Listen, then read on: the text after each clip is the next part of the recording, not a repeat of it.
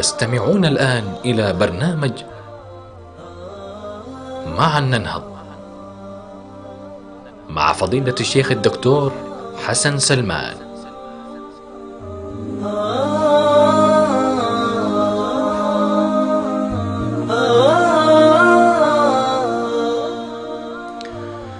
بسم الله الرحمن الرحيم. إن الحمد لله نحمده ونستعينه ونستغفره ونعوذ بالله من شرور أنفسنا ومن سيئات أعمالنا. إنه من يهده الله فلا مضل له ومن يضلل فلا هادي له، وأشهد أن لا إله إلا الله وحده لا شريك له، وأشهد أن محمدا عبده ورسوله. المشاهدون الأعزاء، السلام عليكم ورحمة الله وبركاته.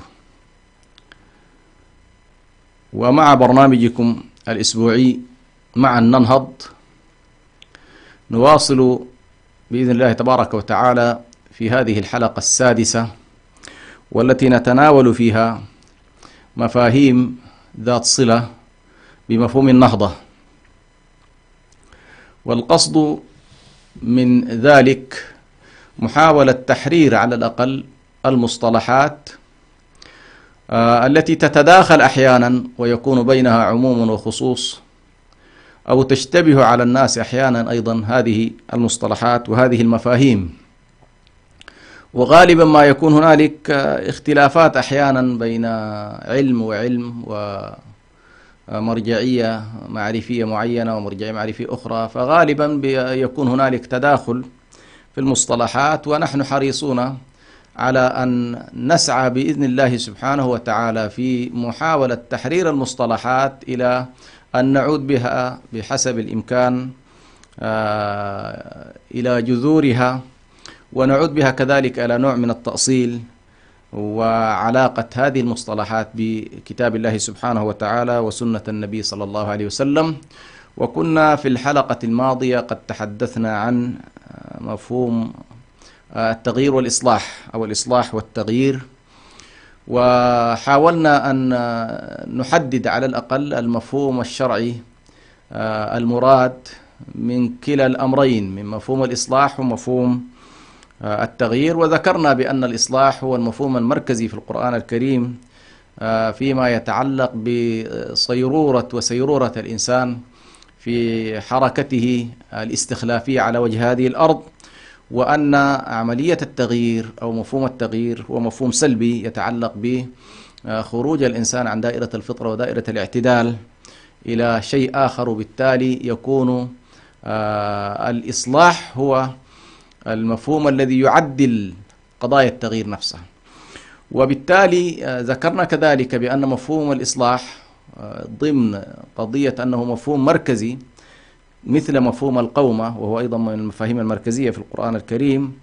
مفهوم الإصلاح يتطلب كذلك مرجعية واضحة، وهذه المرجعية بالنسبة لكتاب الله، بالنسبة للإسلام على وجه التحديد أو عند المسلمين، يعتبر مرجعية الإصلاح ترتكز إلى القرآن الكريم، وتعود إلى أن الله سبحانه وتعالى هو الذي يحدد لنا المفاهيم ويحدد لنا القيم.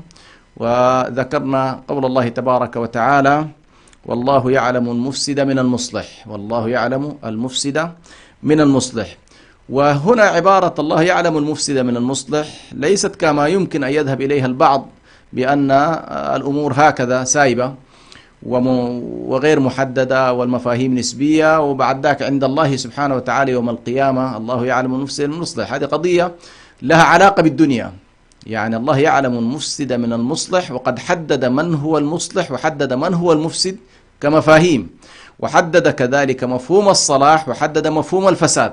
وبالتالي يعني في دنيانا محدد شرعا من هو المصلح ومن هو الصالح ومن هو المفسد وما هو الفساد. وبالتالي الذين يمكن أن يدعون بأنهم أهل صلاح، فإن المعيار الذي نقيس عليه يمكن أن يقول شخص والله الكل يدعي أنه صالح، فما المعيار؟ بالنسبة لنا في الإسلام فإن المعيار هو كتاب الله سبحانه وتعالى وسنة النبي صلى الله عليه وسلم، هو الذي حدد معايير الإصلاح ومعايير الفساد، وحدد المصلح وحدد المفسد.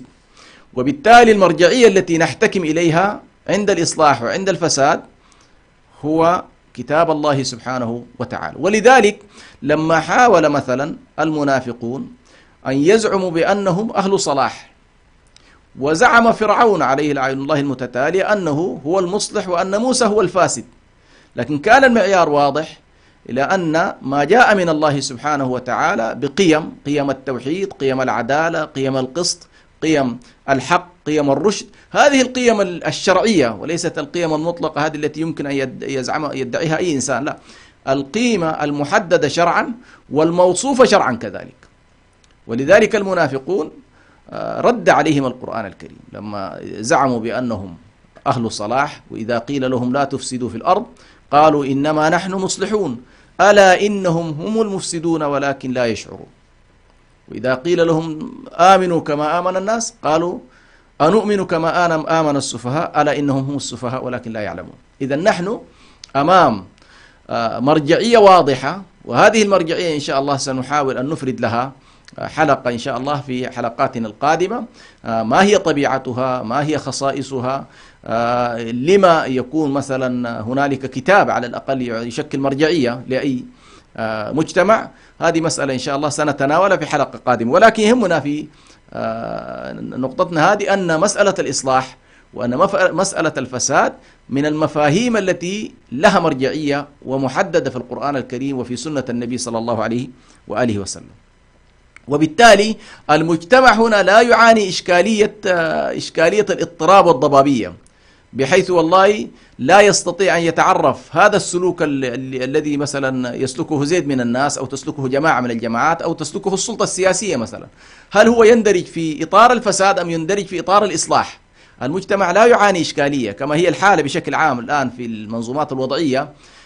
تظل مسألة الحق والباطل، الصلاح والفساد، الصواب والخطأ، كلها يسودها منطقة نسبية، وبالتالي المجتمع لا يستطيع يعني يتعرف بالتحديد إلى أين هو يتجه. لا، بالنسبة لنا هنالك معايير ثابتة ومنضبطة، فهنالك معيار للحق وهنالك معيار للقسط وهنالك معيار للصلاح وهنالك معيار للفساد وهنالك معيار للباطل. وبالتالي المجتمع المسلم لا يعاني إشكالية النسبية المفرطة التي لا تجعل يعني النسبية إذا بدأت مع الإنسان بحيث والله يستوي عنده كل شيء في نهاية المطاف، حتى لو سئل هل أنت موجود ولا يستطيع أن يجيب هل هو موجود ولا غير موجود فعلا. لماذا؟ لأنه دخل في منظومة مغايرة تماما للمنظومة التي نتكلم عنها، منظومة قائمة على منطق الشك، قائمة على أرضية معرفية مختلفة. لكن بالنسبة لنا فإننا نرتكز إلى مفاهيم إن شاء الله سنتحدث عنها حول عندما نتكلم إن شاء الله عن طبيعة التصور الإسلامي للوجود، كيف ننظر نحن في إطار الإسلام لتصورنا في الوجود ومفاهيم الحق والخلق وغيرها، إن شاء الله سنتناولها في حلقات سابقة. لكن هنا الآن أحب أن أؤكد أن الإصلاح لا بد له من مركزية، وأن الله حدد لنا ذلك، وأن المسلمين يعيشون في حياتهم وفقا لهذه المعايير، فهم يعرفون السلوك الذي يصنف إصلاحا والسلوك الذي يصنف فسادا، فيتجاوبون مع الإصلاح ويمتنعون على الفساد، ويدعمون الإصلاح ويقاومون الفساد، وهكذا. يعني تكون الصورة على الأقل بالنسبة لهم واضحة. فهذه مسألة على كل مهمة جدا، هي أردت أن افتتح بها تكملة لما سبق من حلقة سابقة. اليوم إن شاء الله سيكون الحديث عن 4 مصطلحات أو 4 مفاهيم مشتهرة وموجودة، وخاصة كل من يطلع على الأقل كتب الدراسات الاجتماعية والدراسات السياسية والدراسات النهضوية بشكل عام، فإنه يجد هذه المصطلحات 4 والكتب الثقافية والفكرية يجد هذه المصطلحات 4. هذه المصطلحات 4 هي مصطلح التنمية، ومصطلح الثقافة، ومصطلح المدنية، ومصطلح الحضارة. هذه المصطلحات 4 هي بشكل أو آخر ذات صلة، فنحن نريد حتى نعرف أين تلتقي هذه المصطلحات مع مفهوم النهضة الذي هو مفهوم مركزي في حلقاتنا، وأين تفترق. يعني هل فعلا هذه المصطلحات يمكن أن تقوم مقام النهضة؟ يعني يمكن أن نقول والله نرفع مصطلح التنمية ونكون نحن نقصد بها النهضة، أم أن هنالك تغاير؟ ونحن هل يمكن نستخدم مفهوم الثقافة ونقصد بها النهضة؟ هل يمكن نستخدم مفهوم المدنية ونقصد بها النهضة؟ هل يمكن أن نقول الحضارة ونقصد بها النهضة؟ على كل، هذه المصطلحات الأربعة إن شاء الله هي التي سيكون عليها مدار هذه الحلقة. نبدأ إن شاء الله بمفهوم التنمية، وهو من المفاهيم أيضا التي تعتبر مفاهيم حديثة، وربما وفدت كذلك كغيرها من المفاهيم التي ذكرناها من قبل، حتى مفهوم النهضة. أيضا هذا المصطلح ظهر وله تداخل مع مفهوم النهضة، وظهر مع الفترة التي كان فيها الاستعمار في المشرق، ثم بعد ذلك عندما عاد أو خرج على الأقل بجيوشه واستبقى على الأقل أدوات ضبط وسيطرة في عالمنا الإسلامي، وحصل هنالك نوع من الطفرة الهائلة جدا ما بين القوى الإمبريالية والدول الاستعمار التي نهبت ثروات الشعوب الأخرى، واستطاعت أن تنهض نهضة كبيرة جدا بهذه الموارد التي حصلت عليها من بلدان التي كانت تحت الاحتلال. لاحظوا بأن هنالك فجوة كبيرة جدا ما بين البلاد التي كانت تحت الاحتلال وما بين هذه البلاد أو القوى الإمبريالية المحتلة. لاحظوا أن هنالك تفاوت. فعلى كل ظهر هنا مفهوم التنمية، وكان المراد منه هو محاولة معالجة الاختلالات الاقتصادية واختلالات على الأقل الطفرات المتعلقة بعملية النمو والتطور، حتى يحصل نوع من ردم الفجوة ما بين الدول المتقدمة والدول النامية. فظهر مصطلح الدول النامية في هذا الإطار، ظهر مصطلح الدول النامية، وظهر مفهوم التنمية أيضا كمفهوم يعالج أيضا حالة الدول التي تسمى بالدول النامية، يسمى أحيانا دول نامية، أحيانا العالم الثالث إلى غير ذلك. على كل هي في النهاية مصطلحات، ولها كذلك إسقاطاتها، كذلك إسقاطاتها النفسية وإسقاطاتها الثقافية، وتنطلق أيضا من مفهوم إلى حد كبير فيه نوع من مفهوم إمبريالي فيما يتعلق بمركزية الغرب في الحضارة، ومركزيته في العلم، ومركزيته في المعرفة، ومركزيته حتى في التنمية. وبالتالي ما عليك إذا أردت أن تنهض وأردت أن تتطور وتتقدم إلا أن تأخذ الفاتورة وتأخذ الروشتة كما يقال من المنظومة الغربية وبأدواتها ومؤسساتها، خاصة مؤسسات الأمم المتحدة التي هي إحدى أدوات الغرب فيما يتعلق بالسيطرة والضبط على العالم بمختلف اتجاهاته. فنلاحظ أن مفهوم التنمية ظهر على كل في هذا الإطار، وتم استيراده من التراث الأوروبي، كذلك تم استيراده من التراث الأوروبي.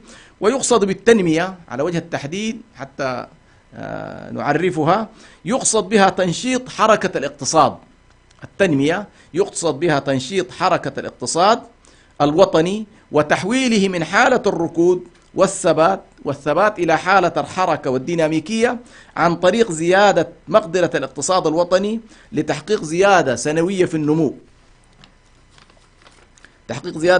النمو، ملموسة في إجمالي الناتج الوطني، مع تغيير في هياكل الإنتاج ووسائله ومستوى العمالة، وتزايد الاعتماد على القطاع الصناعي والحرفي. ولهذا اعتبرت الزيادة السنوية في إجمالي الناتج الوطني ومتوسط دخل الفرد من المؤشرات الأساسية في التنمية.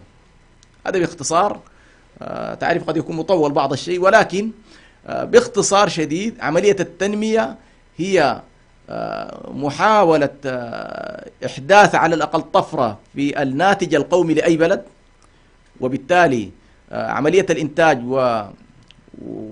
وأدوات الإنتاج والموارد التي نريد أن ننتجها، وتأثير هذه العمليات في الدخل القومي العام، في الناتج القومي الإجمالي، مع زيادة دخل الأفراد بطبيعة الحال. كلما زاد دخل الأفراد زاد كذلك زادت الناتج القومي.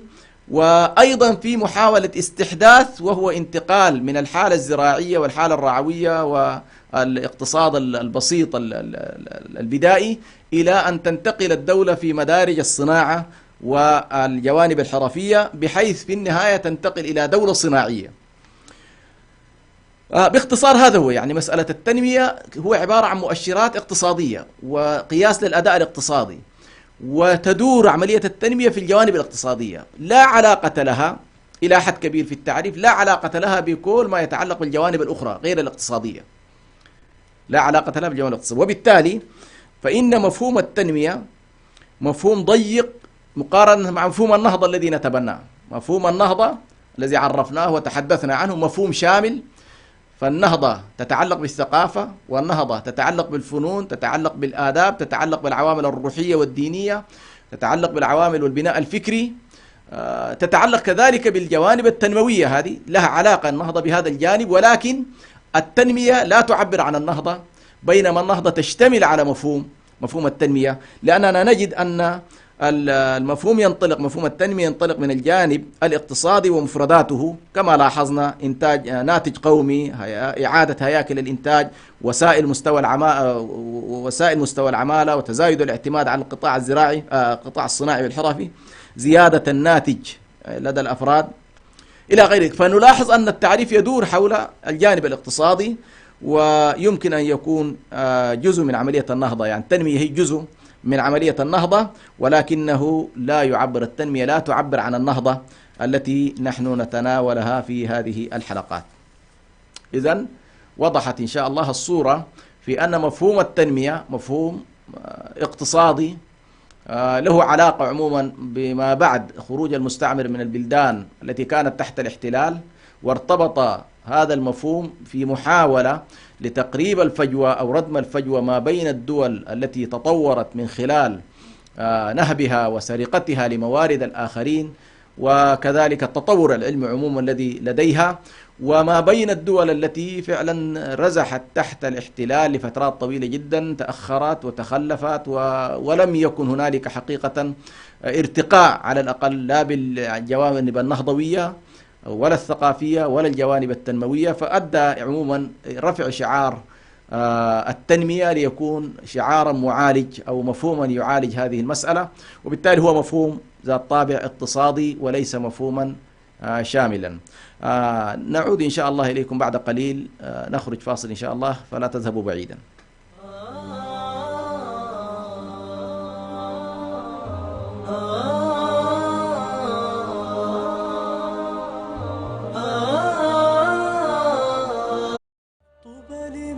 صام وقام وطاف بالبيت الحرام، طوبى لمن صام وقام وطاف بالبيت الحرام. لم يكن الإعلام وليد عصر من العصور أو حضارة من الحضارات، فلا يوجد زمن من الأزمنة قديما أو حديثا إلا واحتل الإعلام مكانة فيه. ومن هنا انطلق راديو سلام مستخدما جميع الوسائل المتاحة على الأقمار الصناعية ومنصات البث على الإنترنت والتطبيقات، ليصل إلى جمهوره ليكون وسيلة إعلامية مسموعة متخصصة في الشأن الإريتري، ويبث باللغتين العربية والتجرينية على مدار الساعة.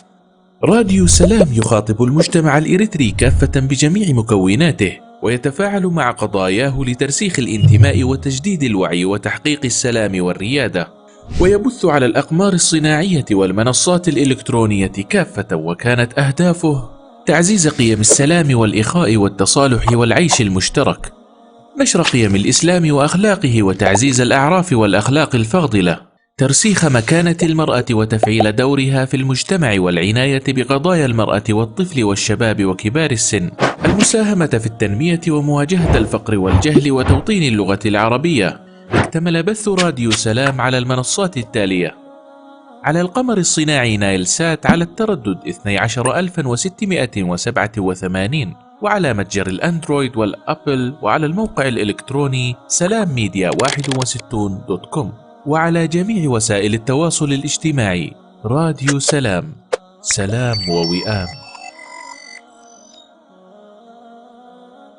طوبى لمن صام وقام وطاف بالبيت الحرام، طوبى لمن صام وقام وطاف بالبيت الحرام.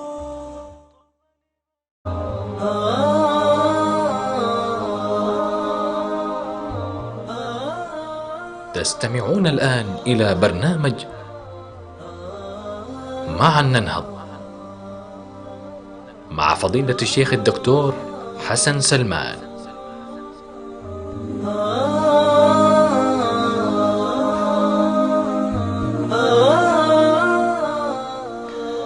بسم الله الرحمن الرحيم. الحمد لله رب العالمين، والصلاة والسلام على رسول الله الأمين.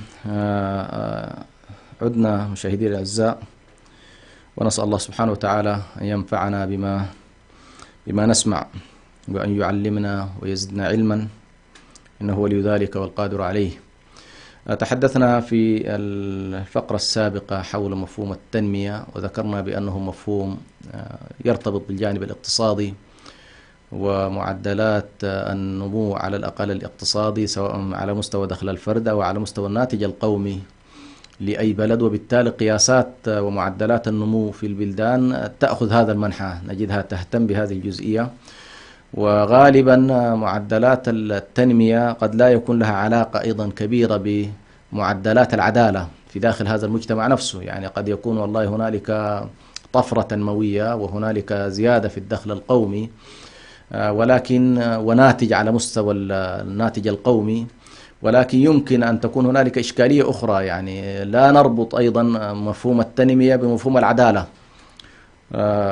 يعني يمكن بعض البلدان تحقق تنمية ولكنها تعجز أن تحقق مثلا العدالة، مثلا يكون عندها ثروات كبيرة جدا تكدست، وعندها حصل طفرة كبيرة في الأموال، ولكن يمكن لهذه الطفرة الكبيرة على مستوى البلد كلها تتكدس في أيدي بسيطة ومجموعة محدودة تشكل رأسمالية أو رأسمالية على الأقل، أو مجموعة طفيلية حول هذه الرأسمالية، أو ما يمكن أن نسميه به المجموعات التي تستفيد بقربها من السلطة.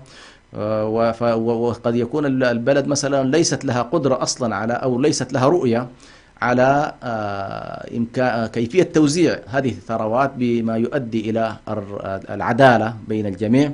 لا نربط بين مفهوم التنمية يعني مفهوم أنه خلاص البلد حصلت فيه تنمية حصل فيه عدالة، لا، هذا مفاهيم أيضا لها قضية أخرى. فالمفهوم التنمية مفهوم هو له علاقة على الأقل بمسألة الموارد واستثمارها وتنميتها وتطويرها، وقد تتكدس في نهاية المطاف هذه المسألة كلها لدى نخبة معينة أو لدى طبقة معينة. فيمكن للمجتمع في إطار التنمية أيضا أن ينقسم إلى طبقتين، طبقة فقيرة جدا وطبقة غنية جدا. لماذا؟ لأنه يكون نقص مفهوم آخر وهو مفهوم العدالة. ولذلك نلاحظ الأحزاب في كثير من البلدان نجد مثلا أسماء العدالة والتنمية أو التنمية والعدالة.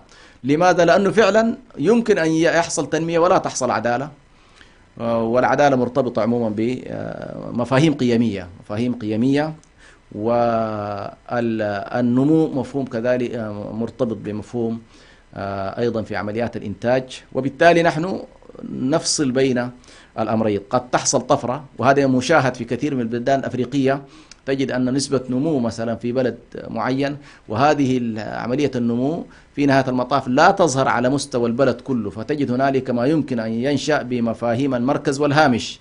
فتجد مثلا العواصم فيها طفرة، فيها تنمية، فيها تطور، فيها رأسمالية نشأت تطورت، ولكن لا يصاحب ذلك مثلا بالمقابل تنمية على مستوى الولايات، فهنا تحصل على كل إشكالية. فالشاهد أن التنمية ليس بلازم أن تكون مرتبطة تلقائيا بمفهوم العدالة. فمفهوم العدالة مفهوم يمكن أن يكون موازي، أو يكون مفهوم على الأقل تحتاجه كل حالة تنموية، لأن التنمية إذا لم يصاحبها مفهوم العدالة والتوزيع الثروات بشكل عادل، فإنها يمكن أن تؤدي إلى حالة من الطبقية، والطبقية بطبيعة الحال تؤدي إلى نوع من الاحتقان المجتمعي، والذي تنشأ عنه بعد ذلك حروب وتطاحن إلى غير ذلك.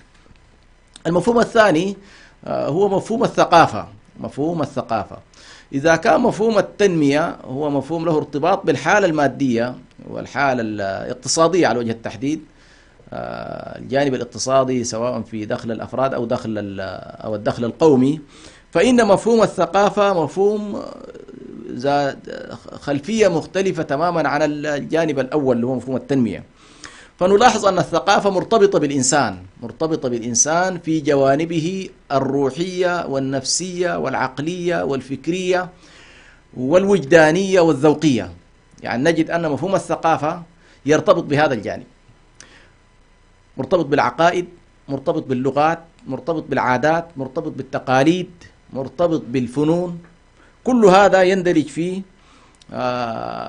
مفهوم الثقافة. وبالتالي فهي جميع السمات هذه التي ذكرناها، سمات مادية، سمات روحية، سمات عاطفية، التي تميز أي مجتمع من المجتمعات، وهي تصنع طريقة حياة هذا المجتمع. يعني الثقافة هي التي تشكل نمط المجتمع وطريقة فهمه للحياة وطريقة تعامل هذا المجتمع وفق ثقافة معينة. فعلى كل مفهوم الثقافة هو عبارة عن المخزون الذي يبدأ مع الإنسان من لحظة ميلاده إلى لحظة وفاته. هنالك مخزون من التجارب، مخزون من الأفكار، مخزون من المعارف، مخزون من العادات والتقاليد، مخزون من الأشعار والفنون والآداب إلى غير ذلك. كل هذا المخزون الذي له علاقة بالبعد الروحي والبعد العقلي والبعد الوجداني للإنسان هو الذي يسمى ثقافة. وبالتالي تتباين عموما الثقافات من مكان إلى آخر ومن بلد إلى آخر ومن مجتمع إلى آخر، وداخل البلد الواحد أيضا يمكن أن تكون هنالك تباينات ثقافية. فالشاهد أن الثقافة ترتكز على هذا المفهوم، مفهوم الأديان، مفهوم اللغات، مفهوم العادات، مفهوم التقاليد، القيم الروحية، الأشعار، الآداب، الفنون، كل هذا تقريبا يدخل في مفهوم الثقافة. فيمكن لمجتمع أن يكون على الأقل عنده تخلف، ممكن يكون متخلف في الجوانب المادية، ولكنه يمكن أن يكون متقدم في الجوانب الثقافية، بمعنى المجتمع يكون عنده على الأقل الأداء الثقافي ممتاز وجيد وكل شيء، ولكن قد يكون عنده تخلف في الأطر المادية. ويمكن أن يمكن أن تواكب حركة التنمية حالة من الأداء الثقافي الممتاز، ويمكن أيضا أن يحصل نوع من التركيز على الجوانب المادية والتنموية لكن على حساب الجوانب الثقافية. فالمجتمع يكون في ثقافته ليس هنالك أي تقدم، ليس هنالك أي تطور، ليس هنالك أي مواكبة، ولكن تجد ما شاء الله في الماديات ممتاز. وبالتالي مفهوم الثقافة هو يشمل كل ذلك، فيشمل العادات والتقاليد ومفاهيم حقوق الإنسان الأساسية والحياة الاجتماعية وعلاقاتها مثل الزواج، الطلاق، العلاقات الأسرية، وهي حالة متكاملة في المجتمع من الناحية السلوكية والفكرية، وكذلك النظم التي تتكامل أو التي تشكل بدورها ثقافة المجتمع. وللثقافة خصائص مهمة جدا، فهي إنسانية. الثقافة دائما تنسب إلى الإنسان، فالثقافة دائما تنسب هي حالة إنسانية، وهي حالة مكتسبة. يمكن للإنسان أن يكتسب ثقافة، ويمكن أن يغير ثقافة، ويمكن أن ينتقل من ثقافة إلى ثقافة. وهي أيضا حالة اجتماعية، يعني الثقافة ليست حالة فردية. الإنسان يمكن الثقافة أن يستقيها من بيته، ويمكن أن يستقيها من ناديه، ويمكن أن يستقي الثقافة من المجتمع، يمكن أن يستقي ثقافته من الأصدقاء ومن وسائل الإعلام العامة، يستقيها من المساجد، يستقيها من حركة المجتمع ككل، تشكل في النهاية ثقافة معينة. فكل ذلك يمكن أن نسميه أنه حالة من التثاقف أو حالة من البناء الثقافي. وظيفة الثقافة، الوظيفة الأساسية للثقافة هي بناء الفطرة السوية. الأصل أن كل المجتمعات وهي تغرس ثقافتها لها منظور ولها مفهوم فيما يؤدي إلى الحالة السوية للإنسان، الحالة الطبيعية للإنسان، الحالة الممتازة للإنسان، إيجاد المواطن الصالح أو إيجاد الإنسان الصالح. فكل مجموعة لها فهم، وبالتالي ثقافتها تصب للوصول بالإنسان إلى هذه الحالة التي تراها. وبالتالي سنلاحظ أن الثقافة ممكن تتباين من مجتمع لآخر وفق هذه المسألة. يعني المجتمعات التي تنطلق من منظور معرفي معين للحياة، نظرة معينة للحياة، مجتمع مثلا يؤمن بالله ويؤمن بالآخرة ويؤمن بالجنة ويؤمن بالنار، ومجتمع آخر مثلا فصل نفسه عن هذا الجانب. طبيعة التصرفات وطبيعة الثقافة التي ستنشأ ما بين المجتمعين ستكون مختلفة جدا. ما بين مجتمع سيعتمد على الحالة المادية، والحالة المادية الطاغية اللي فيها الأنانية، فيها يعني الاستئثار بالأشياء، فيها عملية الصراع، فيها غياب التعاون، ومجتمع آخر قائم على روح التعاون، روح الإخاء، روح السلام، روح المحبة، روح التعاون، روح أن هنالك جنة ونار وأن الإنسان محاسب. فستلاحظ بأن الثقافة في المجتمعين ستكون مختلفة ومتباينة. فوظيفة الثقافة بشكل عام هي محاولة خلق على الأقل أو إيجاد أو الحفاظ على الفطرة السوية في الإنسان، والتنشئة الدينية بالنسبة للإنسان أيضا تنشئته الدينية ورعايته والاهتمام بجوانبه التعبدية الجزء من الثقافة. ومحاولة التزكية الاجتماعية أيضا، كيف نستطيع أن نصل بالإنسان إلى حالة من التزكية الاجتماعية، وكيف نرتقي بالإنسان في دوائر الإبداع. أيضا الثقافة جزء منها يتعلق بدوائر الإبداع، وبالتالي يمكن أن نقول بأن الثقافة هي التي تعزز مفاهيم الحق والخير والجمال في الإنسان. يعني كيف نستطيع على الأقل قيميا وروحيا كيف نستطيع أن نرتقي بالإنسان إلى أن يكون يدور في دوائر الحق ودوائر الخير ودوائر الجمال والحفاظ على فطرته السليمة. هذه على كل باختصار موضوع الثقافة. ونلاحظ هنا أن الحالة الثقافية عموما، يعني يمكن للإنسان نفصل طبعا في موضوع الثقافة، يجب أن تفصل ما بين حالة التعليم والثقافة. التعليم يمكن أن يكون فك الحروف قراءة وكتابة، فيقال لشخص متعلم. أي شخص على الأقل يستطيع أن يفك الحروف ويركب الحروف، يكتب يقرأ، هذا يمكن أن نطلق عليه متعلم. ولكن الثقافة أوسع من ذلك، الثقافة أوسع من ذلك بكثير. فيمكن لشخص لا يقرأ ولا يكتب ولكنه مثقف ثقافة عالية جدا من الناحية من الناحية الدينية، من حيث العادات، من حيث القيم، من حيث الذوق، من حيث أيضا الآداب والفنون، تجده ما شاء الله ملم بشكل كبير جدا. فهذا يمكن أن يطلق عليه بأنه والله عميق في الثقافة، ولكنه لا يلزم أن يكون قارئ وكاتب. وهذه طبعا مسألة فيها تفصيل كثير. فنلاحظ كيف أن النبي عليه الصلاة والسلام وكيف أن الأميين في عهد النبي صلى الله عليه وسلم كانوا يحملون ثقافة هائلة جدا ويتحركوا بهذا الكتاب، لأنهم ورثوا ثقافة هذا الكتاب وتشربوها، وصارت تقريبا كل تحركاتهم وكل سلوكهم العملي صار ناتج من الكتاب. وبالتالي يعني كان علاقتهم بالكتاب هي علاقة اهتداء كامل في كل مسارات الحياة، حتى لو كان الواحد منهم لا يقرأ ولا يكتب، حتى لو كان لا يقرأ ولا يكتب، لكنه ما شاء الله يعني هو ممتلئ بالسلوك السوي، ممتلئ بالفطرة السليمة، ممتلئ بإرادة الخير، بحب الخير للناس. فهذا على كل فيما يتعلق بفقرة الثقافة، وهي الفقرة الثانية في هذه الحلقة. المفهوم الثالث هو مفهوم المدنية، وربما مفهوم المدنية لا يذهب بعيدا عن مفهوم التنمية، ولكن يعني قصدت أن أفرده لأنه له صلة بالثقافة وله صلة كذلك بالحضارة. سنلاحظ بأن المدنية بشكل عام، المدنية في في في في في, في مفهوم الحضارة نلاحظ في شقين، في شق مادي وفي شق روحي أو معنوي. الشق المادي فيما نسميه حضارة، وإن شاء الله سنأتي إلى فقرة الحضارة. الشق المادي فيما يسمى بالحضارات، قضية الجسور والكباري والعمارات والطرق والسفلتة والاتصالات ووسائل الاتصالات وحركة السير، كل هذه القضايا ذات الطابع بهذا الشكل، كل هذه وسائل الاتصال مختلفة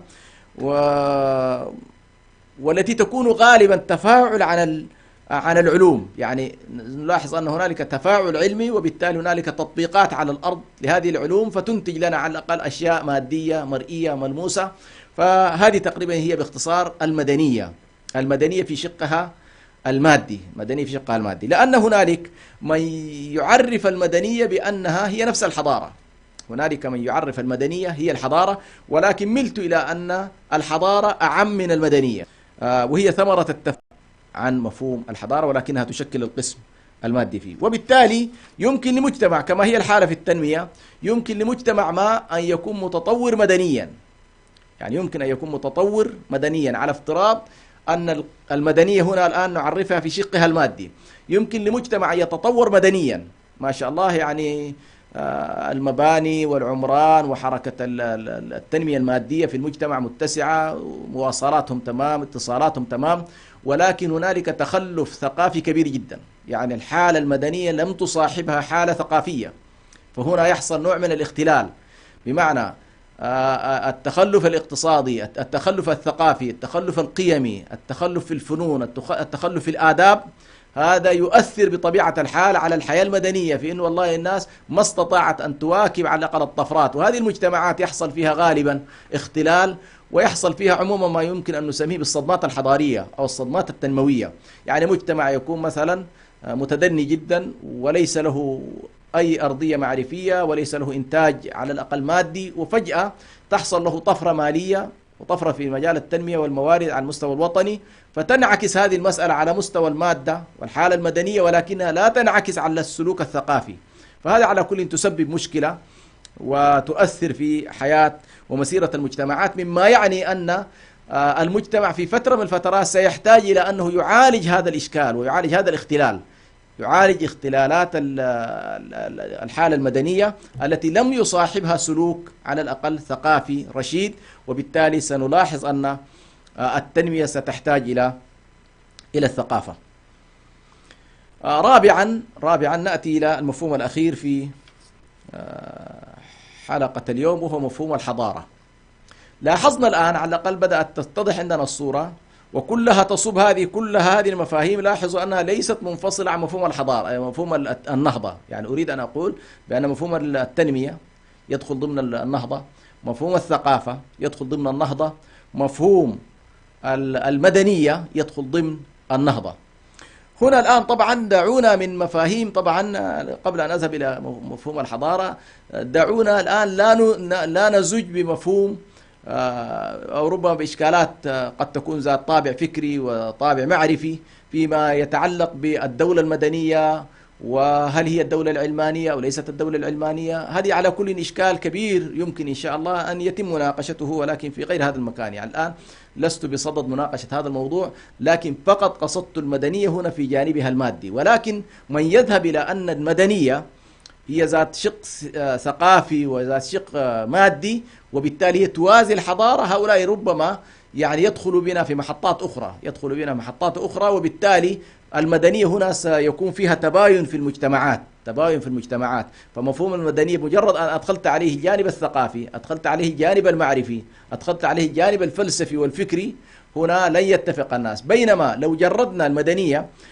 من هذه الأبعاد فيمكن الناس أن تتفق على الأقل. والله حركة العمران يمكن قياسها، حركة الطرق يمكن قياسها، التقنية والتكنولوجيا يمكن قياسها، انتشار الإنترنت في المجتمع وعدد الذين مثلا يستخدمون الإنترنت كم هم.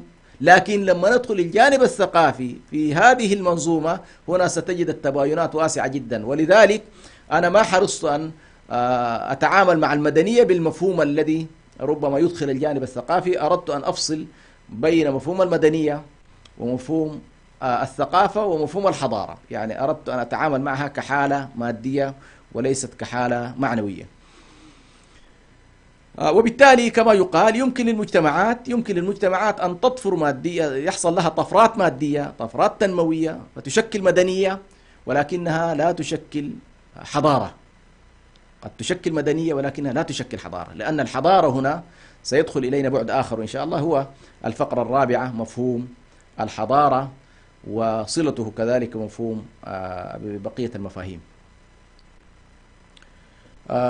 نخرج فاصل إن شاء الله ونعود، فلا تذهبوا بعيدا.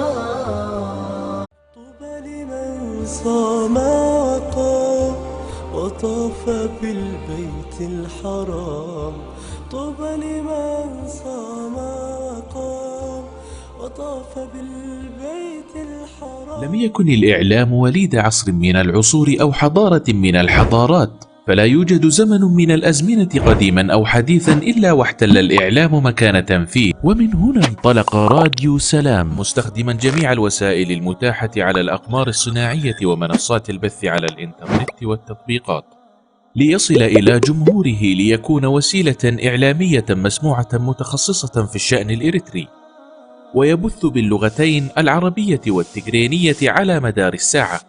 راديو سلام يخاطب المجتمع الإريتري كافة بجميع مكوناته، ويتفاعل مع قضاياه لترسيخ الانتماء وتجديد الوعي وتحقيق السلام والريادة، ويبث على الأقمار الصناعية والمنصات الإلكترونية كافة، وكانت أهدافه تعزيز قيم السلام والإخاء والتصالح والعيش المشترك، نشر قيم الإسلام وأخلاقه وتعزيز الأعراف والأخلاق الفاضلة، ترسيخ مكانة المرأة وتفعيل دورها في المجتمع والعناية بقضايا المرأة والطفل والشباب وكبار السن، المساهمة في التنمية ومواجهة الفقر والجهل وتوطين اللغة العربية. اكتمل بث راديو سلام على المنصات التالية: على القمر الصناعي نايل سات على التردد 12687، وعلى متجر الأندرويد والأبل، وعلى الموقع الإلكتروني سلامميديا61.com، وعلى جميع وسائل التواصل الاجتماعي. راديو سلام، سلام ووئام. طوبى لمن صام وقام وطاف بالبيت الحرام. طوبى لمن صام وقام وطاف بالبيت الحرام.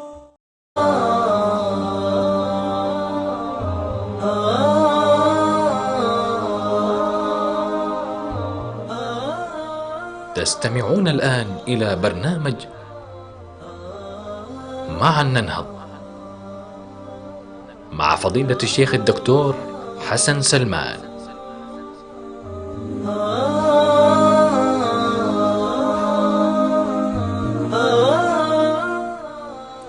بسم الله الرحمن الرحيم، الحمد لله رب العالمين، والصلاة والسلام على رسول الله الأمين.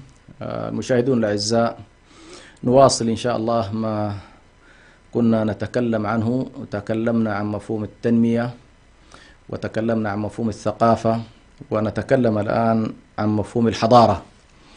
وكلنا يسمع كلمة الحضارة، وسواء عرف دلالتها أو لم يعرف دلالة كلمة الحضارة، ولكنها هي مشهورة. فتعرف ما تسمع الحضارة الإسلامية والحضارة المسلمة أو حضارة المسلمين، وتسمع الحضارة الغربية، وتسمع الحضارة الصينية، الحضارة الكنفوشية، الحضارة الهندية، الحضارة الفارسية. فما معنى الحضارة؟ ما معنى الحضارة؟ أول، كلمة الحضارة هي في مقابل من الناحية اللغوية من حضرة، وحضور بمعنى الشهود، والإقامة والدوام في الإقامة، وهي بخلاف البداوة التي فيها عملية الانتقال وعدم الاستقرار. فنلاحظ أنه تقابل الحضارة يقابلها البداوة. وعموما كلمة الحضارة هي جملة المظاهر التي تعبر بواسطتها الأمم عن ثقافتها. جملة مظاهر يعني ليس مظهرا واحد، جملة المظاهر التي تعبر الأمم من خلالها عن ثقافتها، وتقوم بحماية هذه الثقافة حتى تستطيع توريثها للأجيال القادمة. وهي شاملة لكل من الثقافة والمدنية والتنمية والنهضة، وتقوم على الربط بين كل ذلك، وأن أي إهمال لأي منها يؤدي إلى ضعف الحضارة، وربما تكون بداية لانهيار الحضارة. فيمكن أن نقول بأن الحضارة هو منتهى حالة النهضة، ومنتهى حالة التنمية، ومنتهى حالة الثقافة، ومنتهى حالة المدنية.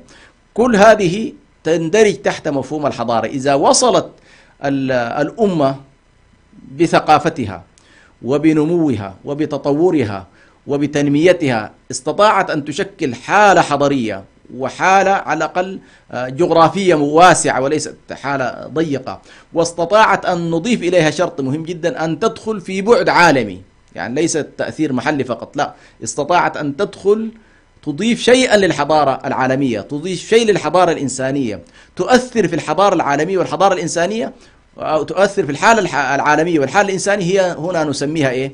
نسميها حضارة. فالحضارات دائما هي منتهى ما يمكن أن تصله حالة الاجتماع البشري تصل في نهاياتها إلى ما يسمى بالحضارة، وهو تعبير عن السلوك الديني والسلوك الثقافي والسلوك الفني والآداب والفنون، والتعبير عن كل ذلك، وكذلك الحالة المادية التي تنعكس للناس. كل هذا يسمى حضارة. فنحن الآن مثلا نسمع بالحضارة الإسلامية، فعندما تسمع بالحضارة الإسلامية أو حضارة المسلمين، ربما البعض يميل إلى هذا المصطلح تجنيبا، لأن حضارة المسلمين هي حضارة في النهاية بناها المسلمون، بغض النظر هي تعبر بشكل 100% عن الإسلام أو لا، ولكنها حضارة المسلمين، أو هي تأويل السلوك الإنساني المسلم على مستوى الحياة التي عاشها الإنسان في فترة زمنية معينة. إذا نلاحظ أن كل ما تحدثنا عنه من تنمية، من مدنية، من ثقافة، من نهضة، ينتهي بنا في النهاية إلى الحضارة. وهنا طبعا يميز كثير من الكتاب ما بين ما يمكن أن نسميه بحضارة الحق وحضارة الباطل. الحضارة التي تنتهي بالإنسان في نهاية المطاف إلى مفهوم الاستخلاف الشرعي فهي حضارة الحق، والحضارة التي تنتهي بالإنسان إلى التوهان وإلى التشتت وإلى غياب الغاية وإلى فصله عن المستقبل الأخروي فهذه بطبيعة الحال حضارة الباطل، مهما على بنيانها وعلى صوتها ومهما يعني استطاعت أن توجد من عناصر التنمية والإشباع الغرائزي، لكن لن تستطيع أن نسميها نحن حضارة حق أو أنها حضارة على الأقل مفيدة للإنسانية في بعدها الاستراتيجي والبعد الأخروي على وجه التحديد، لأننا في المفهوم الإسلامي الحضارة نفسها تعبر عن حالة فردية، حالة أسرية، حالة مجتمعية، حالة أمة، حالة دولة، حالة أمة، ثم حالة إنسانية شاملة. وبالتالي إذا كان السياق الذي تتجه فيه حركة الإنسان في كل هذه المستويات تنتهي لأن يكون المنتهى إلى الله سبحانه وتعالى وتحقيق الاستخلاف الشرعي بقوله تبارك وتعالى: فإما يأتينكم مني هدى ومن تبع هدايا فلا خوف عليهم ولا هم يحزنون ومن اتبع هدايا فلا خوف عليهم ومن اتبع هدايا فلا يضل ولا يشقى. فإذا كان الحضارة ذهبت في هذا الاتجاه فهي حضارة الحق، وإذا ذهبت في الاتجاه الآخر فهي بطبيعة الحال نعم لها ثقافة ولها مادياتها ولها تعبيرها وفنونها، ولكن ستلاحظ سبحان الله ما بين الاختلافات في الجوانب الحضارية تجد كل حضارة تعكس في مادياتها سلوكها الثقافي أو معتقداتها، وتعكس آدابها وتعكس فنونها. فإذا جاء الإنسان مثلا بعد 1000 سنة أو بعد 2000 سنة وأراد أن يدرس حالة مجتمع من المجتمعات وبيئة من البيئات وكيف كانت وما هي طبيعة ثقافتها، فإنه سيدرسها من خلال الآثار التي تركتها هذه الحضارة. فأنت مثلا إذا جئت إلى منطقة من المناطق فيها المساجد وطبيعة البنيان نفسه له نمط معين، ستلاحظ بأن والله هذه المنطقة كان فيها مسلمون. وإذا كان مثلا وجدت أن هنالك كنائس وأن هنالك أديرة وأن هنالك مثلا معابد لليهود، ستقول الله هذا المجتمع كان على النمط الفلاني، وهكذا. فالشاهد أن المجتمعات تحرص أن تعكس ثقافتها وتعكس عقائدها وأديانها وموروثاتها، تعكسها في صورة مادية، تعكسها في صورة مادية. ولذلك نلاحظ في بعض المجتمعات التي يكون فيها تعدد وتريد مثلا أن تحدث اختلالات في تركيبة المجتمع السكانية وتريد أن تثبت ما ليس بثابت، تحرص مثلا أن توجد هذا النوع من الأبنية. فتجد منطقة مثلا من المناطق فيها مسلمين ويشكل المسلمين الغالبية، وربما تصنف الأرض أنها أرض للمسلمين، وإذا بالنظام السياسي المحدد الذي هو ينطلق من خلفيات طائفية معينة يحرص على أن يوسع دوائر البناء الكنسي وتبنى الكنائس ويضيق على المساجد حتى يعطي انطباع وسلوك للمشاهد، سواء الآن الذي يتابع المشهد الراهن يعطي انطباع لكل من يدخل المدينة المعينة بأن والله هذه المدينة طابعة هكذا، وتجد الكنيسة بارزة في قمة جبل وواضحة وعليها اهتمام وكذا، حتى لو كان الذين مثلا يصلون فيها 15 أشخاص، لكن تعطي سلوك، تعطي انطباع معين بأن والله هذا البلد فيه سكان نصارى وهكذا. فالشاهد أن مسألة الحضارة هو تقريبا نهاية ما يمكن أن يصله إن شاء الله الإنسان، ويتطلب عموما تتطلب الحضارة استقرار وتتطلب تعاون وتتطلب كذلك كتابة لأنها تعبر في النهاية عنها. وعناصر الحضارة باختصار شديد إذا أردنا أن نتكلم عن عناصرها فهي التقاليد والقيم الثقافية والدينية والأخلاقية، النظم السياسية، الموارد الاقتصادية، العلوم والفنون. يعني لا يمكن لأي حضارة أن تسمى حضارة إلا إذا ارتكزت على هذه الأشياء الأربعة: عقائد وأديان وثقافات وتقاليد وأخلاق، نظم سياسية لأنها تشكل رافعة في النهاية لهذا، الموارد الاقتصادية، العلوم والفنون. هذه تقريبا هي عناصر الحضارة. وبالتالي هذه تقريبا سنلاحظ أن الحضارة منتهى ما يمكن أن تصل إليه النهضة هو أن تصل بنا إلى حضارة، والنهضة تحتها تشتمل أيضا مفاهيم تنموية، مفاهيم ثقافية، مفاهيم مدنية، لتصل بنا إلى مفهوم الحضارة. هذا باختصار إن شاء الله، ونسأل الله سبحانه وتعالى أن يرينا وإياكم الحق حقا ويرزقنا اتباعه، ويرينا وإياكم الباطل باطلا ويرزقنا اجتنابه، إنه ولي ذلك والقادر عليه. تابعوا إن شاء الله الحلقات كل أسبوع، ولنا معكم إن شاء الله لقاءات قادمة، والسلام عليكم ورحمة الله